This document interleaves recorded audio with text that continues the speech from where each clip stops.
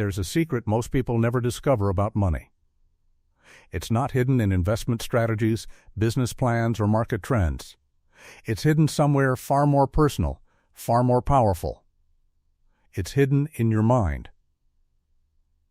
Because money is not just currency. It's not just numbers in a bank account or bills in your wallet.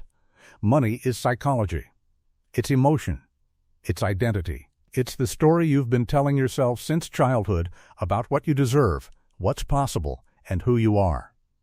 And until you understand the psychology of money in your mind, you'll keep repeating the same financial patterns, wondering why success feels so close, yet so far away. Most people think their money problems are external. Not enough income, too many expenses, bad timing,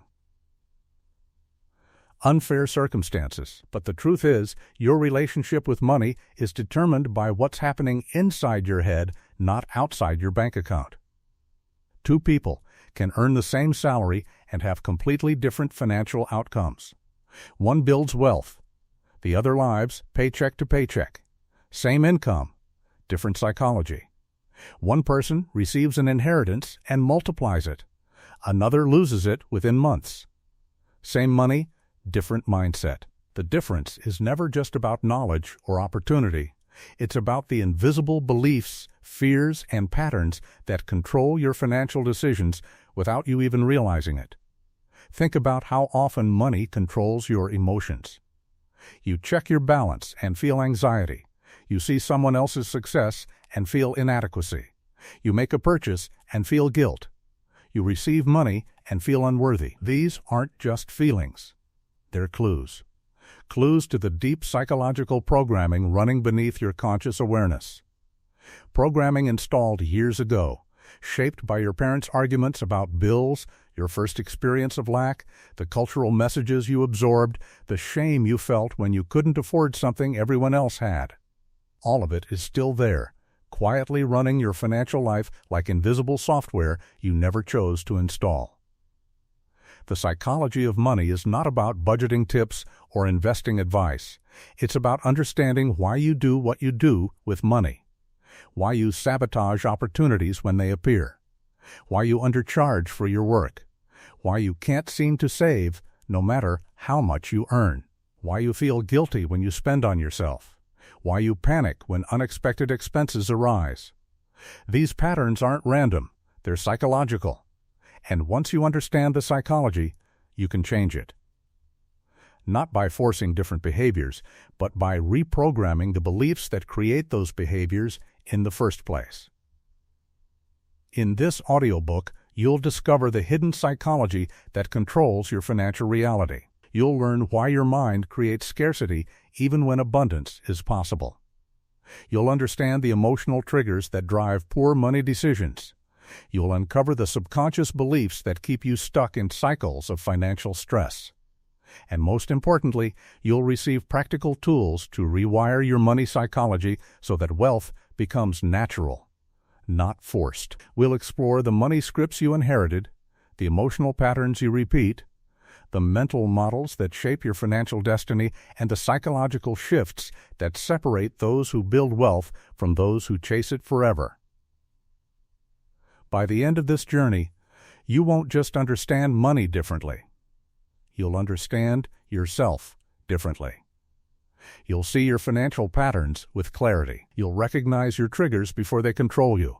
You'll make decisions from consciousness, not conditioning. And you'll realize that the secret of money was never about getting more.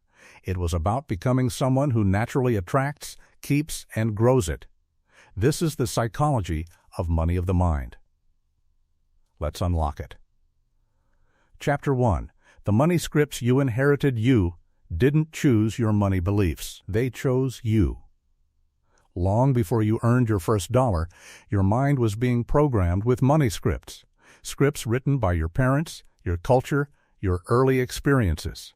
And those scripts are still running today, controlling how you earn, spend, save, and relate to money. Most people have no idea these scripts exist. They think their financial decisions are rational, logical, conscious. But they're not. They're automatic responses to programming installed decades ago. Let me tell you about Maria. Maria is a successful businesswoman. She built a thriving company, serves high-level clients, and earns well into six figures. But no matter how much she makes, she can't seem to keep it. Every time her bank account grows, something happens. An emergency, an unexpected expense, a sudden urge to spend. She'd tell herself she just had bad luck. But the pattern was too consistent to be coincidence. So she dug deeper. And she discovered something that changed everything. Growing up, Maria's family barely scraped by. Money was scarce, and when it came, it disappeared quickly. She watched her mother pay bills with anxiety, her father work multiple jobs but never get ahead. And she absorbed a script: money doesn't stay. Money is temporary. Even when it comes, it leaves. That script became Maria's operating system.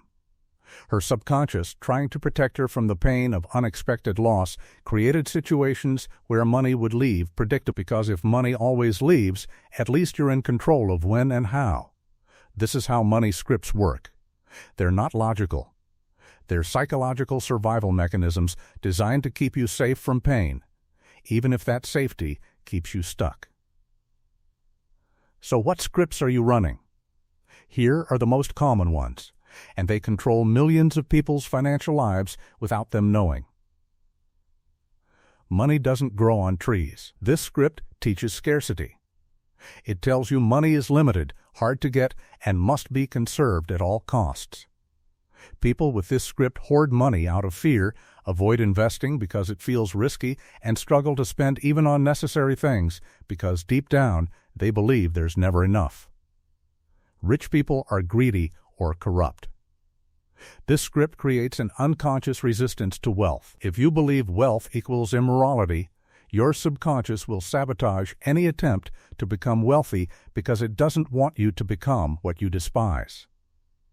People with this script undercharge, reject opportunities for more income, and feel guilty when they succeed financially.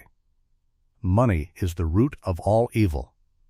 This script conflates money with wrongdoing. People who carry it often unconsciously push money away to stay morally pure. They avoid ambition, dismiss wealth building as shallow, and feel virtuous in their financial struggle. You have to work hard to earn money. This script links effort with worthiness. People with it believe that if making money feels easy, it's not legitimate. They reject passive income, overwork themselves to prove their worth, and feel guilty when money comes without struggle. I'm not good with money. This script becomes an identity. People who believe it avoid financial education, make poor decisions to confirm the belief, and stay financially dependent because that's who they think they are. These scripts were installed before you could question them. A parent's offhand comment, a teacher's judgment, a cultural message repeated so often it became truth. And now they're running your financial life from the shadows. The first step to changing your money psychology is identifying these scripts. Sit quietly and ask yourself, what did I learn about money growing up? What did my parents say about money? What beliefs do I hold that I never consciously chose? Write them down. No judgment, just awareness. Because you can't change what you can't see. Once you've identified your scripts, the next step is questioning them. Is this belief actually true, or is it just something I was taught? Does this belief serve my financial growth, or does it keep me small? Most money scripts crumble under honest examination. They're not truths. They're inherited fears disguised as wisdom. And when you realize that, you gain the power to write new scripts. Scripts that serve you, not limit you. Scripts that say, money is abundant and available to me. Wealth is a tool for good when used consciously. I am capable of learning and growing financially. Earning money can be aligned and enjoyable. I am worthy of financial security and freedom. Changing your money scripts doesn't happen instantly. Your subconscious has been running the old ones for years. But with repetition, new evidence, and conscious choice, the new scripts become your default. And when that happens, your entire financial reality shifts. Not because the external world changed, but because the internal programming did. The money scripts you inherited don't have to be the money scripts you live by. You have the power to rewrite them. And that rewriting is where financial freedom begins. Chapter 2, The Emotional Triggers of Money is never just about money. It's about what money represents. Security, freedom, status, love, power, control.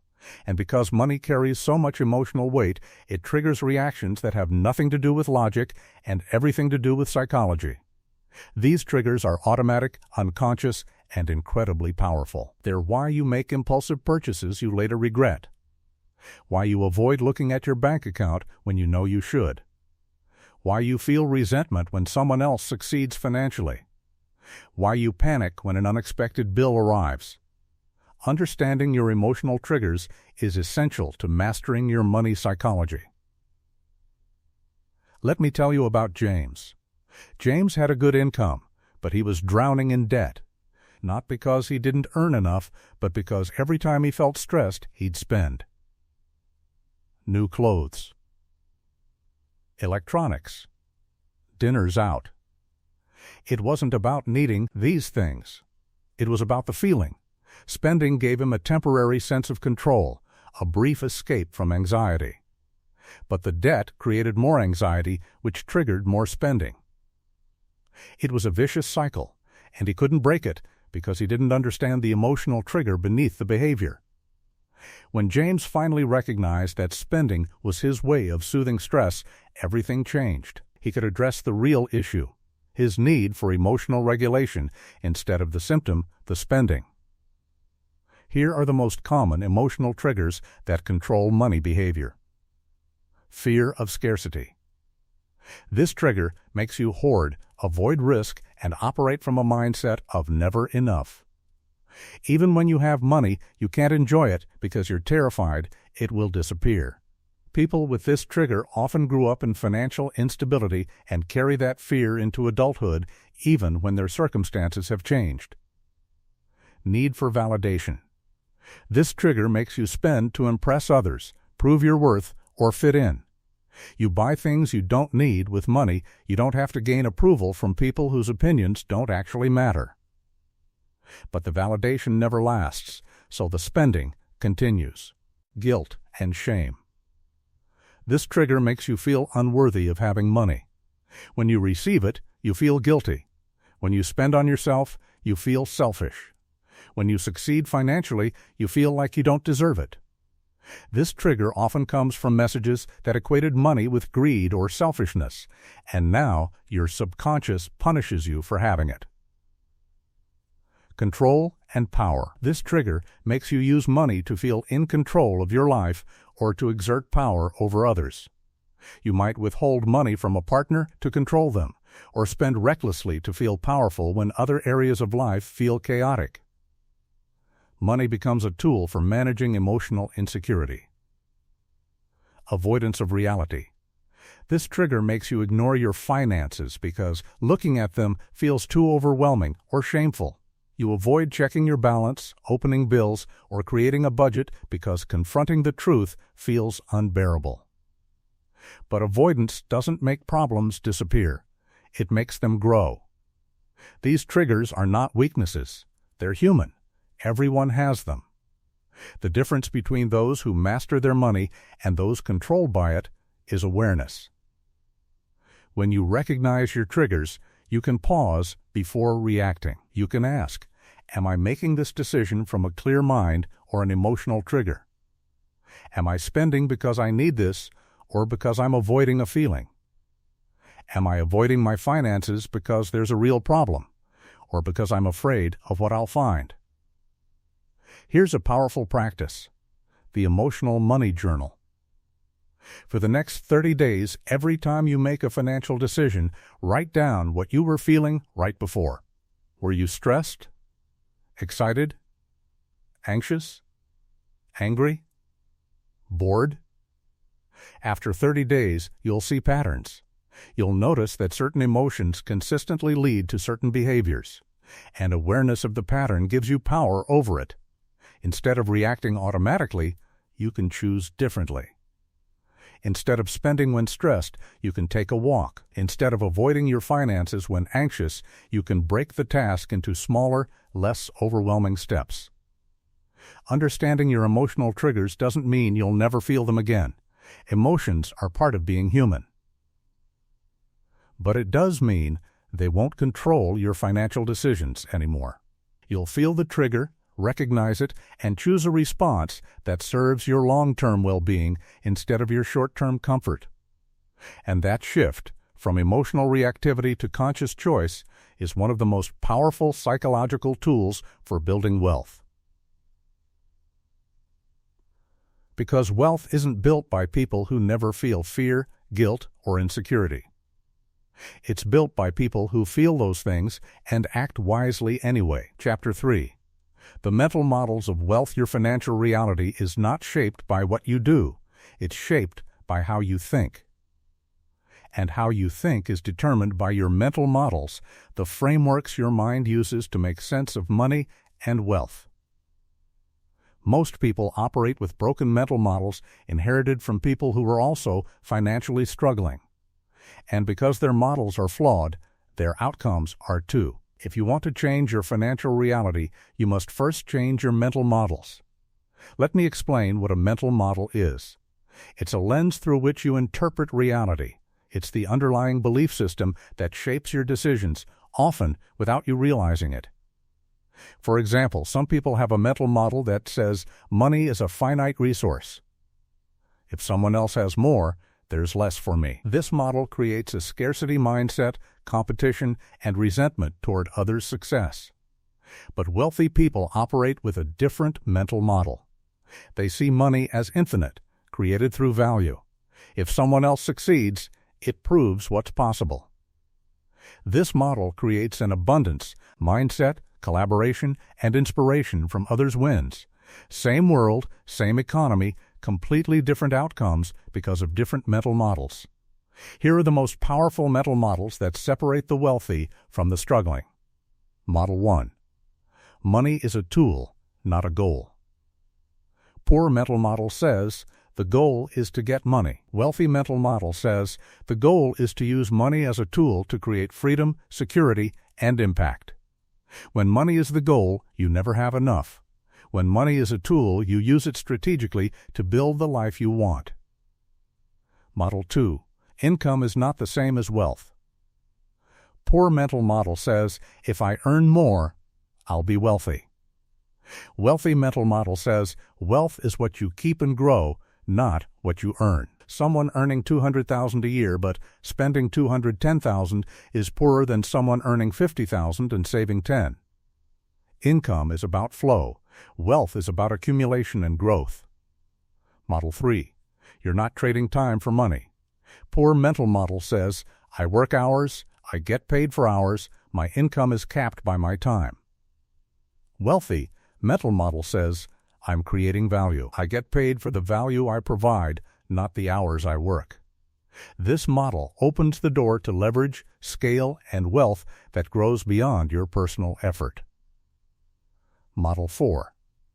Financial decisions are made by future self, not current self. Poor mental model says, I want this now, so I'll buy it now.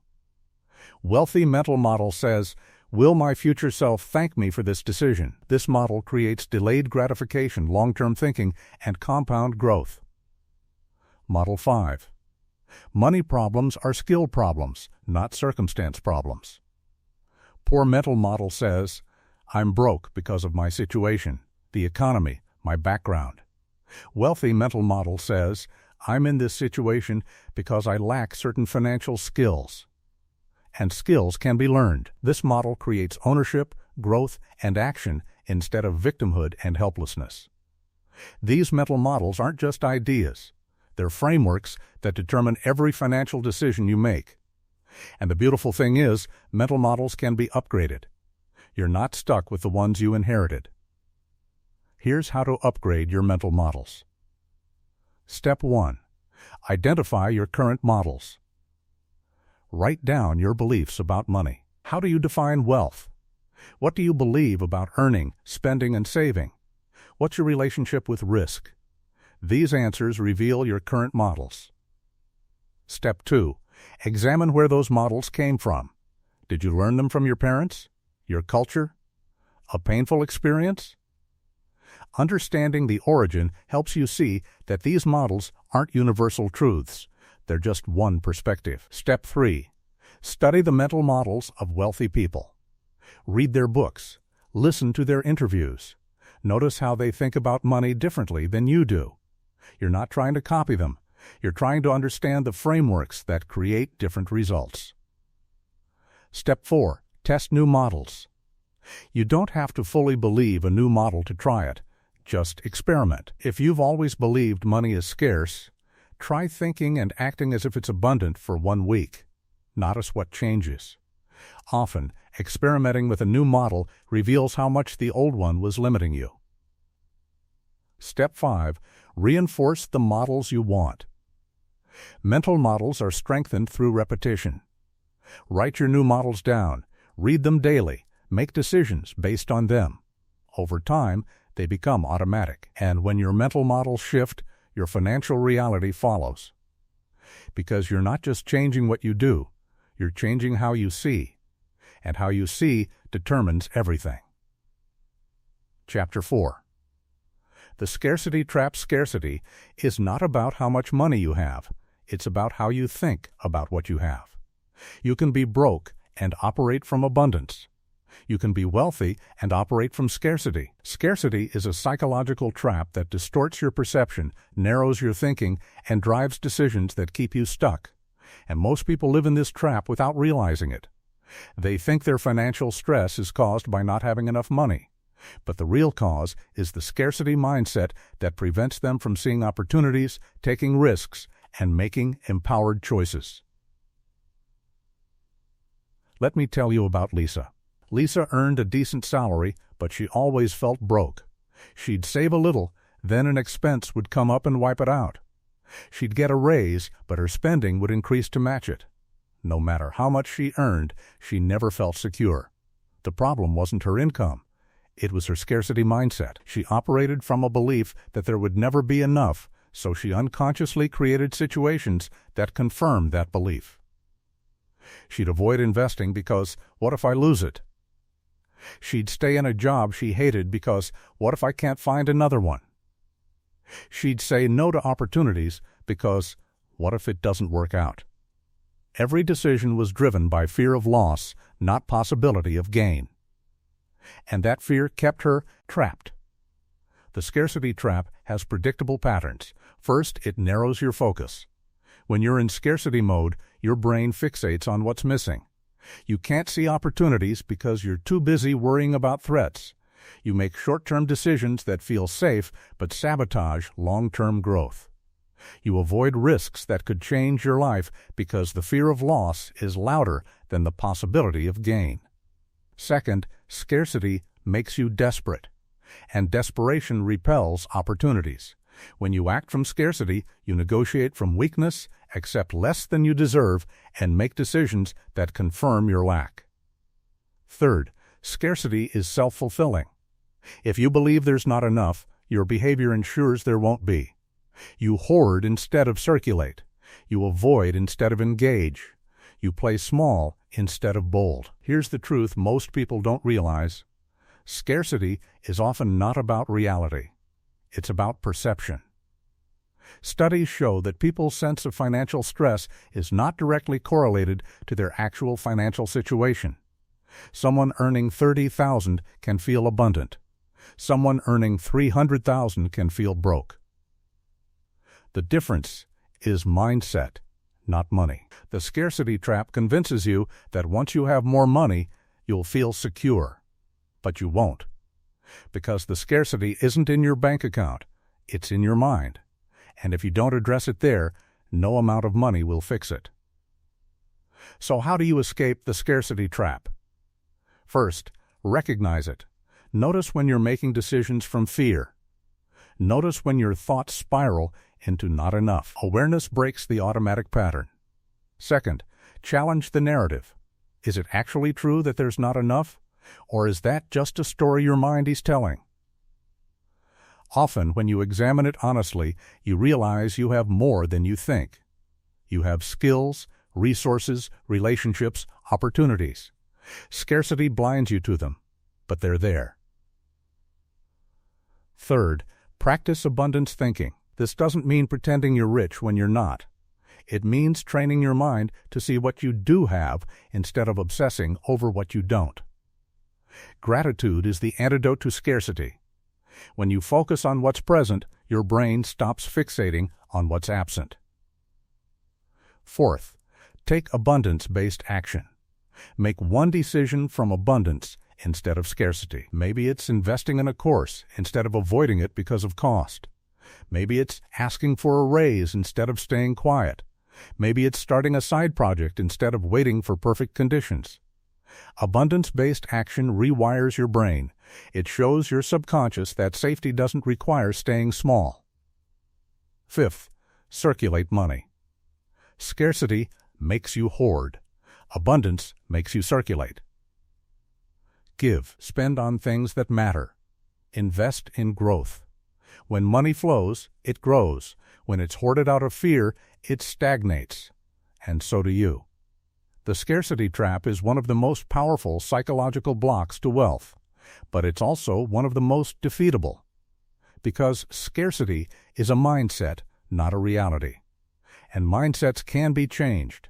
When you shift from scarcity to abundance, everything changes. Not because your circumstances magically improve, but because you start seeing opportunities you were blind to before. You start taking actions you were too afraid to take. You start building wealth not from desperation, but from clarity. And that shift from scarcity to abundance is the psychological foundation of every financial breakthrough. Chapter 5. The comparison poison. There's a silent killer of financial peace.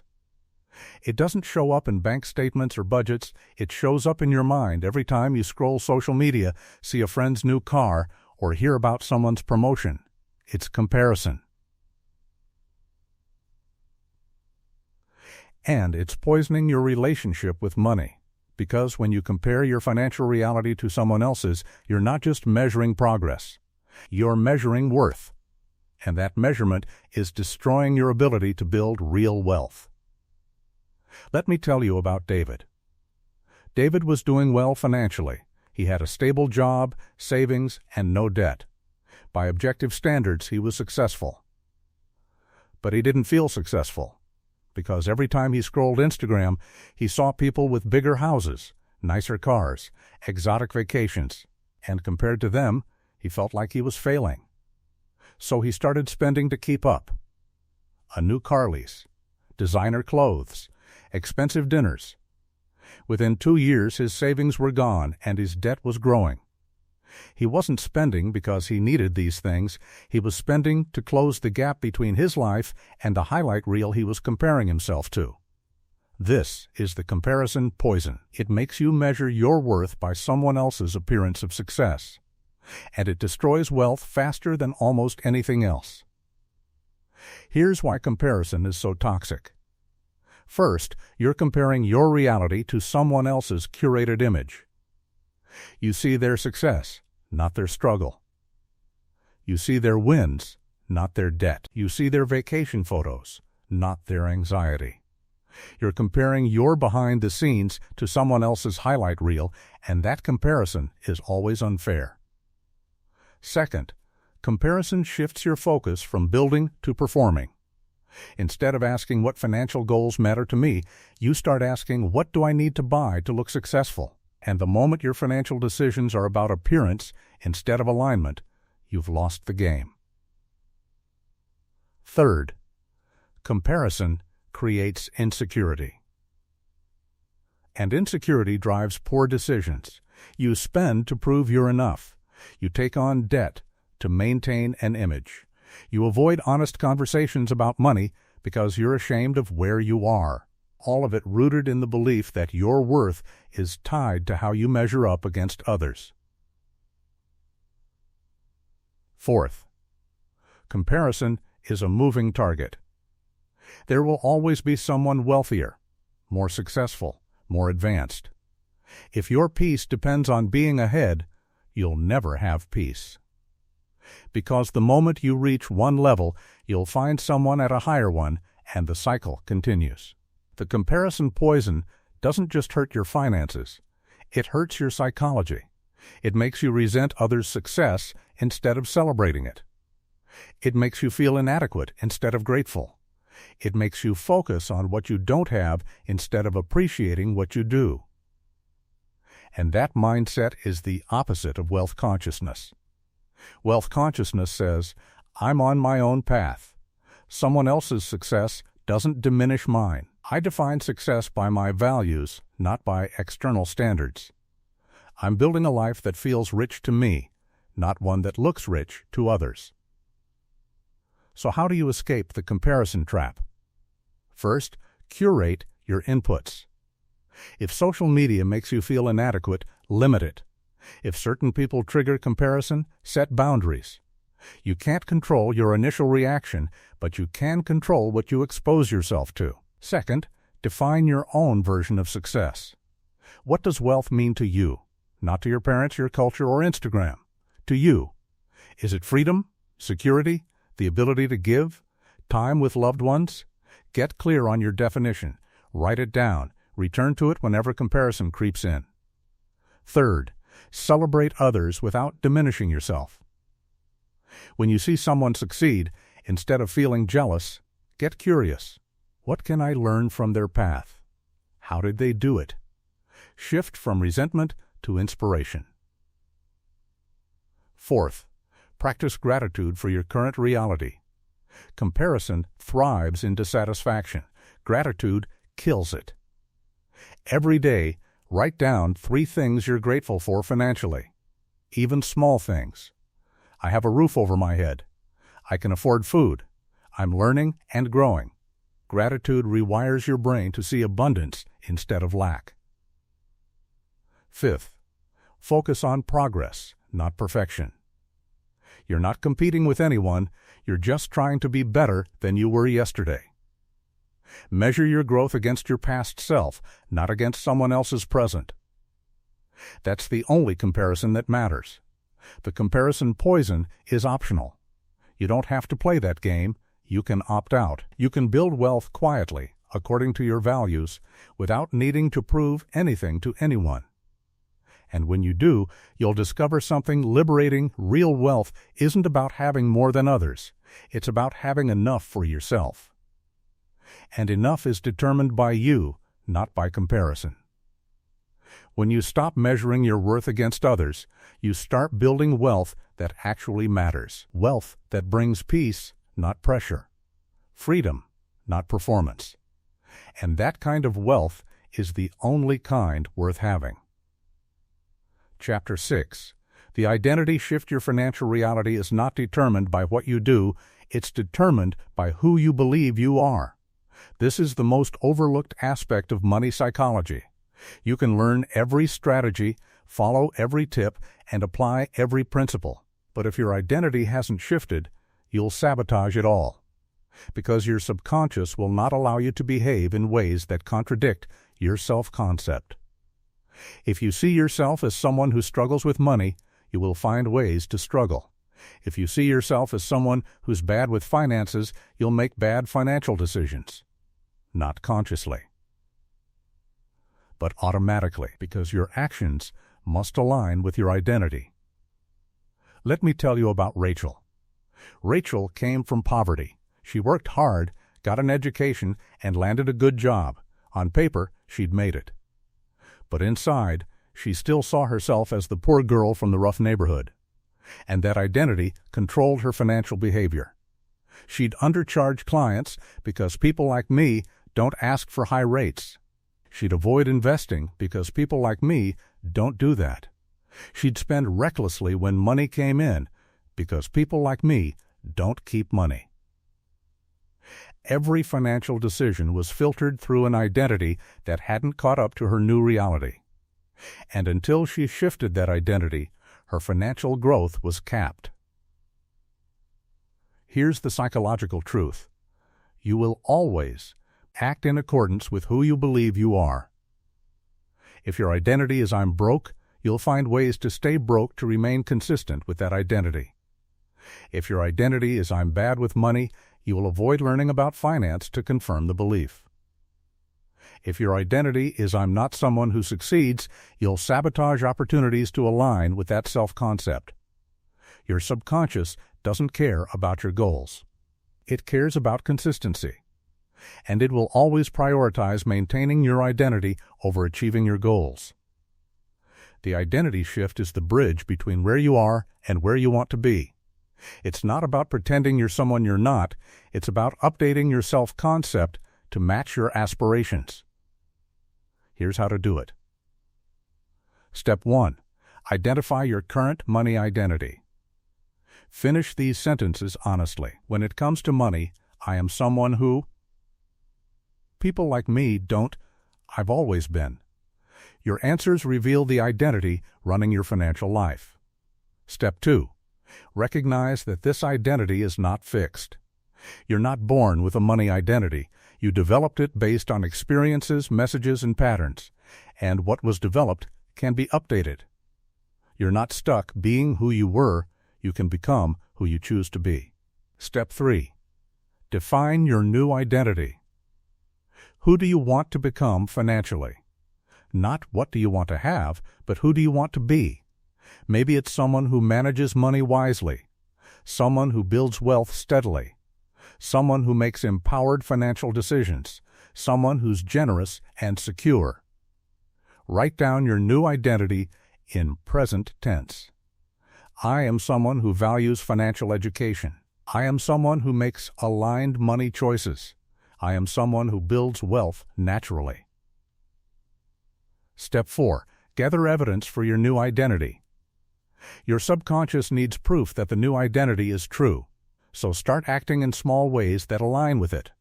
If your new identity is someone who's financially responsible, make one responsible choice today. Pay a bill on time. Save $10. Say no to an impulsive purchase. Each action is evidence, and evidence builds belief. Step 5. Speak from your new identity. Language shapes identity. Stop saying I'm so bad with money. Start saying I'm learning to manage money well. Stop saying I'll never be wealthy. Start saying I'm building wealth consistently.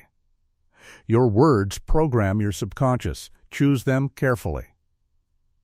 Step 6. Surround yourself with your new identity. Environment reinforces identity. Spend time with people who reflect the financial identity you want. Consume content that supports it.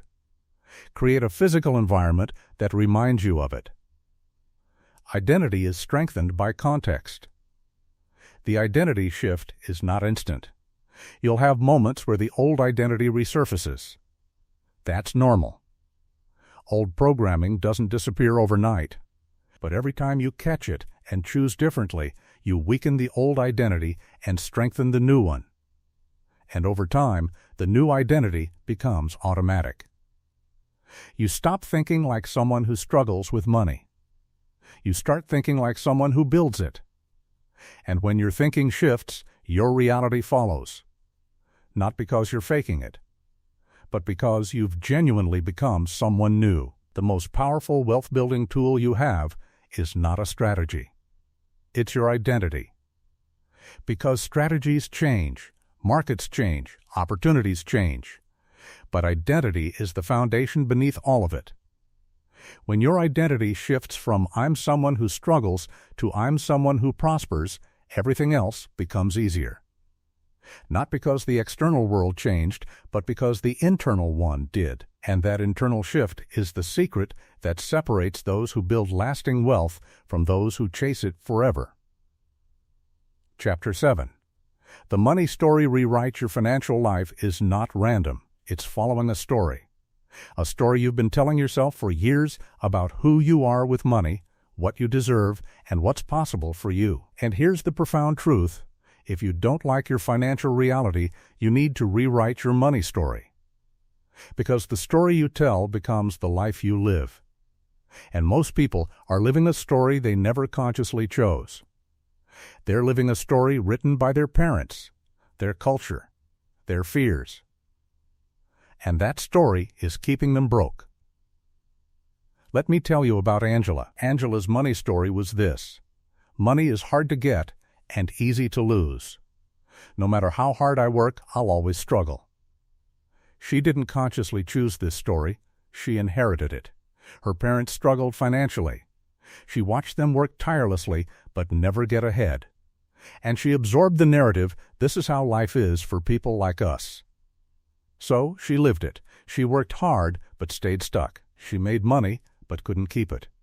She had opportunities but sabotaged them, because her subconscious was following the script of the story she'd been telling herself for decades. When Angela learned about the money story rewrite, everything changed. She realized she was the author of her story, not the victim of it. She could rewrite the narrative anytime she chose. So she did. Her old story, money is hard, and I always struggle. Her new story, money flows to me when I'm aligned with value. I'm capable of building and sustaining wealth. I'm breaking generational patterns and creating a new legacy. At first, the new story felt fake, but she kept repeating it, writing it, visualizing it, acting from it. And slowly, her financial reality began to match her new story, not because the world changed, but because her narrative did. Your money story has 3 parts: your past chapter, your present reality, and your future vision. Most people get stuck because they keep rereading the past chapter. They define themselves by old failures, old lacks, old identities. But here's the truth: your past is information, not identity. It's data about where you've been, not a prediction of where you're going. The money story rewrite begins with closure on the past. You acknowledge what happened, extract the lessons, and release the identity attached to it. You stop saying, I've always been bad with money. You start saying, I struggled with money in the past, but I'm learning and growing now. The present reality chapter is where most of the rewriting happens. This is where you consciously choose what narrative you're going to live by today. Are you telling yourself a story of lack or abundance, victimhood or ownership, limitation or possibility? Every thought, every word, every decision is writing your present chapter, and that chapter determines your future. The future vision chapter is where you define the story you want to live into, not as fantasy, but as intention. What does your future money story look like? How do you relate to money? How do you make decisions? How do you feel about your finances? Get specific. Write it like it's already true. I am someone who manages money with wisdom and ease. Wealth flows to me through aligned action. I feel secure, free, and generous with my resources. This becomes your new narrative. And your subconscious begins aligning your behavior with it. Here's how to rewrite your money story effectively. Step 1.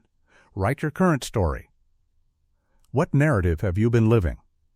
What beliefs have been driving your financial decisions? Write it honestly. No judgment, just clarity. Step 2. Identify what no longer serves you. Which parts of your current story are keeping you stuck? Which beliefs are based on old programming instead of current truth? These are the parts to rewrite. Step 3. Write your new story. Not what you wish was true, but what you're choosing to make true. Write it in present tense. Write it with emotion. Make it vivid. Step 4. Live into the new story. Stories are written through action. Every financial decision you make is either confirming your old story or creating your new one. Choose consciously. Step 5. Repeat until it becomes automatic. New stories are installed through repetition. Read your new story daily. Speak it out loud. Visualize living it. Over time, it stops being something you're trying to believe and becomes something you just know. The money story rewrite is not about denying reality. It's about refusing to let your past reality dictate your future. You're not pretending you're wealthy when you're not. You're declaring that your current situation is not your permanent identity. You're taking authorship of your narrative instead of living someone else's. And that authorship is power. The story you tell yourself about money becomes the financial life you live. So tell a better story. One where you're capable, worthy, and building wealth aligned with your values. One where challenges are temporary and growth is inevitable. One where your past informs you but doesn't define you. When you rewrite your money story, you rewrite your financial destiny, and that is the ultimate expression of psychological wealth mastery. Chapter 8. The 60-Day Money Mind Reset. Understanding the psychology of money is powerful, but understanding without application is just entertainment. Real transformation comes from practice, from daily action, from rewiring your brain through consistent, intentional effort. So here's your challenge, a 60-day money mind reset. Not perfection, not overnight change, just committed practice. Because 60 days of conscious psychological work can transform decades of unconscious programming. This is not about budgeting or investing strategies. This is about reprogramming your mind, about shifting the psychology that controls every financial decision you make. Are you ready? Let's begin. Week 1. Awareness without judgment. For 7 days, your only job is to observe. Notice your thoughts about money. Notice your emotional reactions when bills arrive, when you spend, when you see someone else's success. Notice the stories you tell yourself. Write everything down. No changing anything yet, just witness. Because awareness is the foundation of all change. If you don't know what you're thinking and feeling, you can't shift it. Week 2. Money Script Identification. Review your Week 1 notes. What patterns do you see? What beliefs keep appearing? Write down your top 5 money scripts, the beliefs that are running your financial life. Then ask, where did these come from? Are they serving me? This week is about seeing your programming clearly. Week 3. Trigger Mapping. Pay attention to your emotional triggers around money. What situations make you anxious? What makes you spend impulsively? What makes you avoid your finances? Create a trigger map. When I feel stressed, when I see others succeed, I feel. When unexpected expenses arise, mapping your triggers gives you power over them. Week 4. The story rewrite. Take your old money story and rewrite it. Write your new narrative in detail. Who are you becoming with money? How do you want to relate to finances? What beliefs are you choosing moving forward? Write it as if it's already true. Read it every morning and night this week. Let it sink into your subconscious. Weeks 5 and 6. Identity Reinforcement. Now that you have your new money story, live into it. Make decisions from your new identity. If your new identity is someone who manages money wisely, what would that person do today? Act from that identity, even if it feels unfamiliar. Every action is evidence to your subconscious that this new identity is real. Weeks 7 and 8. Abundance Practice. Shift from scarcity to abundance thinking. Every day, write down 3 examples of abundance in your life, financial or otherwise. Train your brain to see what's there, not just what's missing. Practice gratitude for money received. Celebrate financial wins no matter how small. Paid a bill on time? Celebrate. Saved $10? Celebrate. Your subconscious learns through celebration. Week 9. Comparison Detox. For 7 days, limit social media. Unfollow accounts that trigger comparison. Spend time clarifying your own definition of success. Stop measuring yourself against others and start measuring yourself against your past self. How have you grown? What progress have you made? That's the only comparison that matters. Week 10. The Receiving Practice. Practice receiving money, compliments, and help without deflecting or feeling guilty. When someone pays you, say thank you. When someone compliments your work, accept it. When someone offers help, receive it. Train yourself to be open to abundance. Scarcity makes you closed. Abundance makes you open. Week 11. Trigger Response Upgrade. Go back to your trigger map from Week 3. Now, for each trigger, create a new response. Instead of spending when stressed, I will. Instead of feeling jealous when others succeed, I will. Practice these new responses. It will feel awkward at first. That's normal. You're building new neural pathways. Week 12. Future self-decisions. For 7 days, before making any financial decision, pause and ask, will my future self thank me for this? Make choices from your future self's perspective, not your current impulses. This trains delayed gratification and long-term thinking. Weeks 13 through 16. Automation and systems. Now that your psychology is shifting, build systems to support it. Automate savings. Create spending boundaries. Set up financial check-ins. Systems remove the need for constant willpower. They make your new psychology automatic. By day 60, you won't be the same person. Your thoughts about money will have shifted. Your emotional reactions will be different. Your decisions will be more conscious. Your identity will have evolved. And most importantly, you'll have proven to yourself that your money psychology is not fixed. It's flexible, changeable, within your control. The 60-day money mind reset is not a quick fix. It's a foundation, a new operating system for your financial life. And once you complete it, you don't go back to the old programming. You keep building on this foundation. You keep growing, learning, and evolving. Because mastering the psychology of money is not a destination.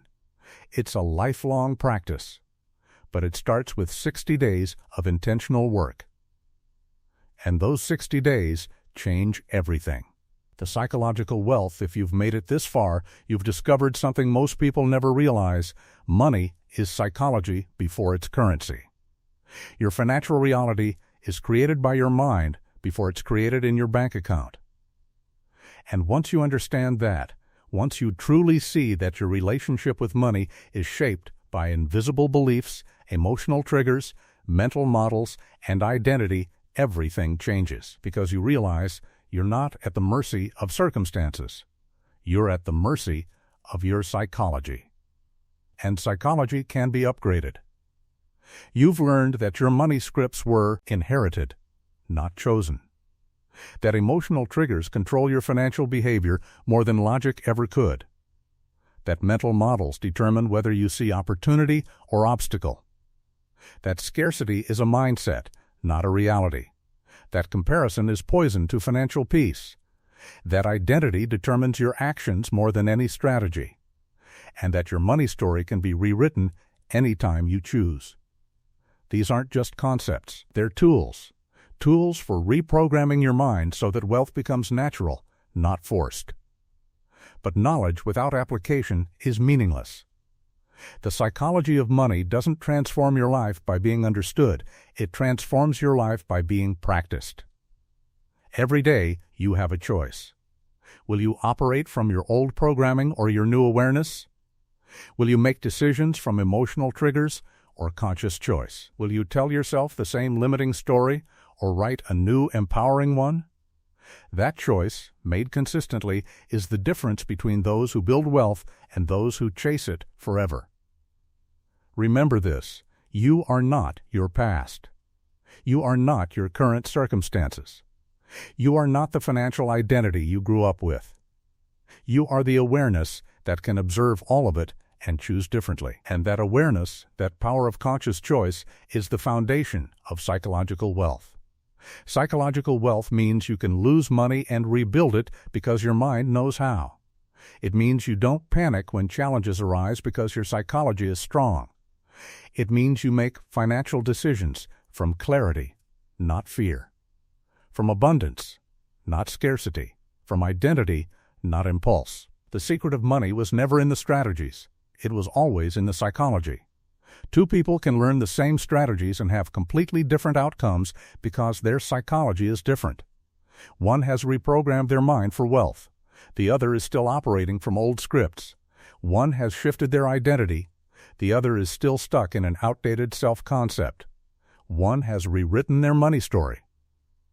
The other is still living someone else's narrative. The difference is not intelligence. It's psychological work. So here's your invitation. Commit to the work. Not for 60 days, but for life. Because mastering the psychology of money is not a one-time event. It's an ongoing practice. Old programming will resurface. Triggers will reappear. Comparison will creep back in. But now you have tools. Now you have awareness. Now you know that your financial reality is not fixed by fate. It's shaped by your mind. And your mind is within your control. Go forward with this knowledge. Rewrite your scripts. Master your triggers. Upgrade your models. Escape the scarcity trap. Release comparison. Shift your identity. Rewrite your story. And build wealth not just in your bank account, but in your psychology. Because the wealthiest people are not those with the most money, they're those with the most empowered relationship to money. And that relationship is built in the mind. The psychology of money of the mind is not just a concept. It's a practice, a daily choice, a lifelong journey. And it's the only path to true financial freedom. Because when your psychology is wealthy, your finances follow. That's not hope. That's psychology. And now, it's yours.